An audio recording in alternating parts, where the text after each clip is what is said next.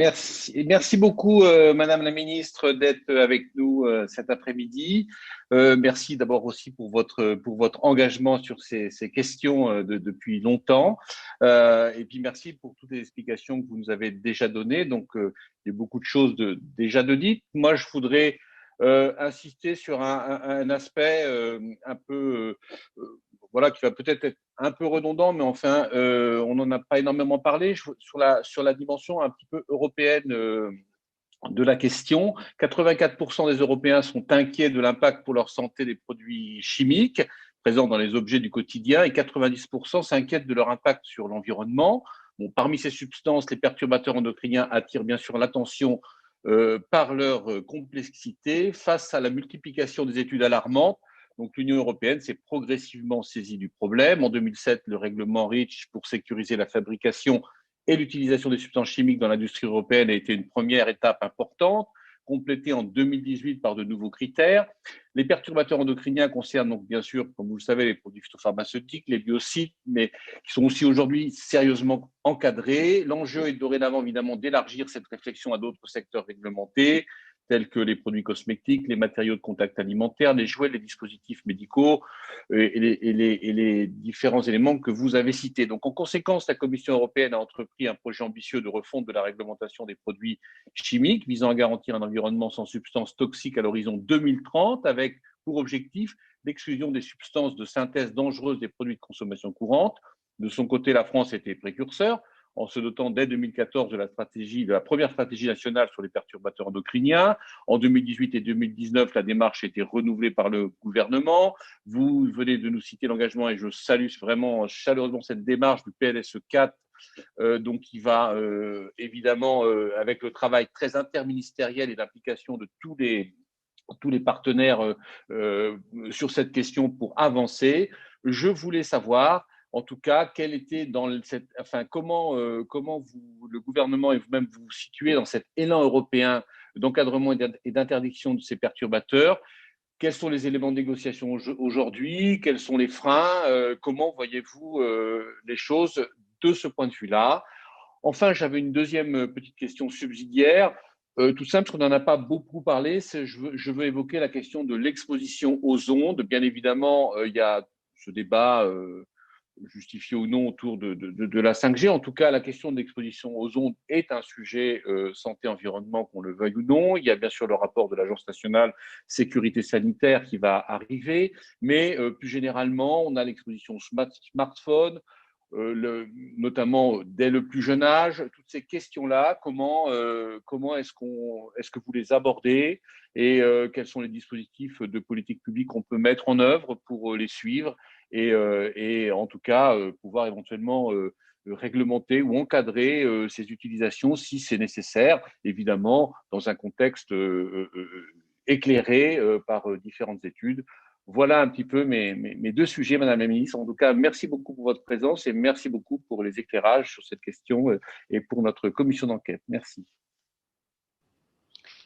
Merci beaucoup, monsieur le député Chalumeau, pour vos mots très encourageants. Et puis, ça me donne l'occasion, justement, puisque vous revenez sur les perturbateurs endocriniens, de saluer quand même l'excellent travail qui a été mené par Claire Pitola et par Lauriane Rossi dans leur mission d'information sur les perturbateurs endocriniens, qui ont vraiment fait un travail de fond et qui ont apporté un certain nombre de propositions que, justement, on s'empresse de piquer et d'essayer de reprendre pour les appliquer.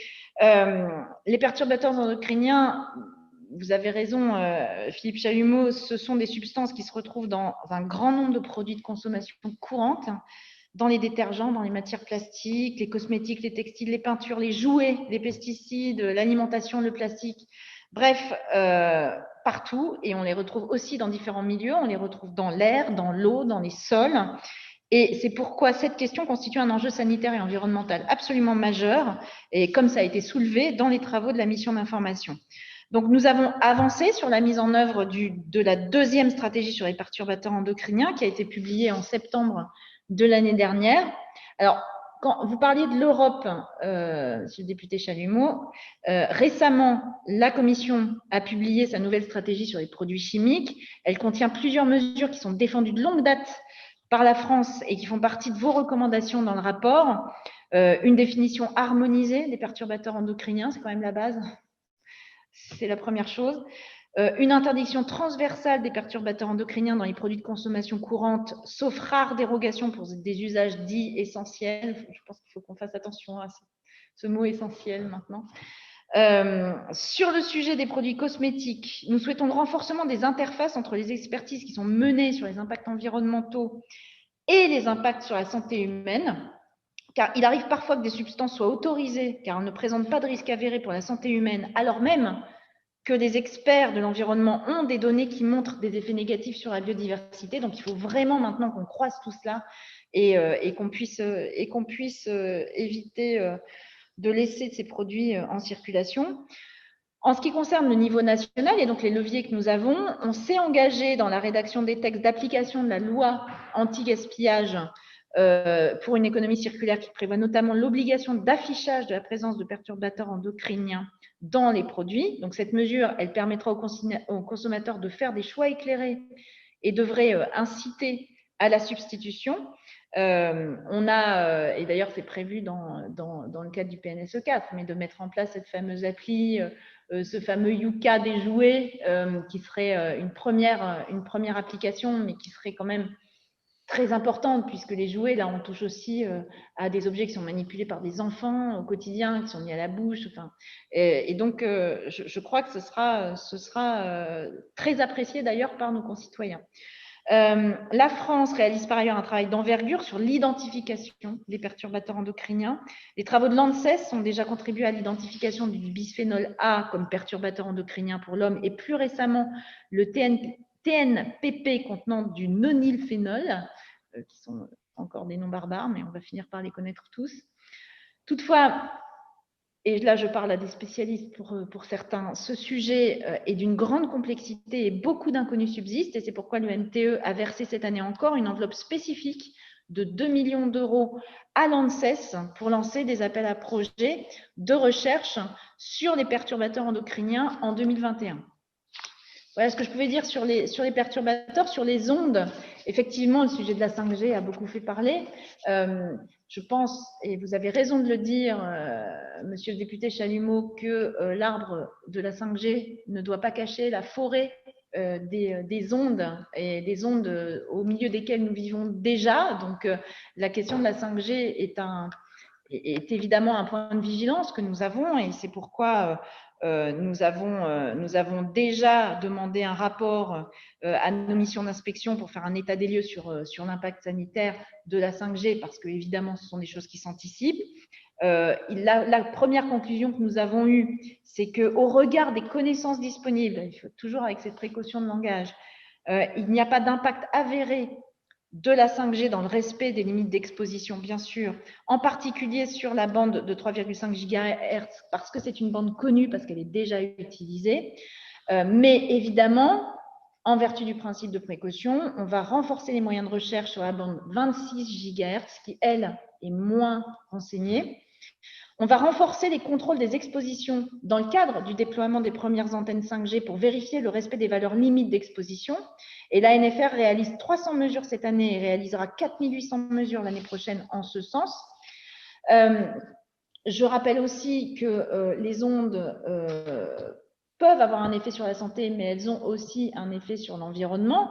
Alors, paradoxalement, il est reconnu que la 5G, les antennes 5G sont plus efficaces d'un point de vue énergétique, et elles devraient diviser la consommation d'énergie d'un facteur 10 par rapport au réseau 4G à débit constant.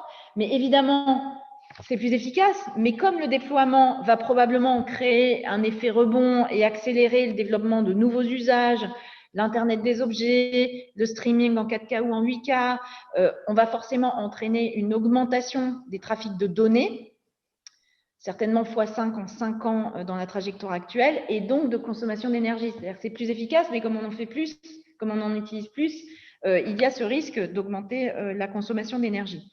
Et c'est pourquoi, en fait, je crois que la meilleure manière de prendre le sujet, c'est d'essayer de limiter cette consommation de l'Internet et du numérique en général, et donc de s'engager dans un principe de sobriété. Ce serait quand même absurde qu'on s'engage dans un processus de sobriété, d'efficacité énergétique, de réduction du gaspillage partout, sauf là.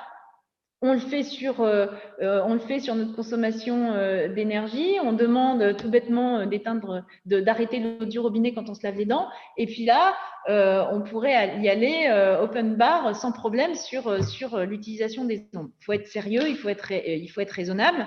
Et donc, on est en train de travailler à un certain nombre de mesures qui doivent être discutées, bien sûr. Hein, c'est pas des choses qu'on va faire d'en haut, mais il faut qu'on ait débat là-dessus.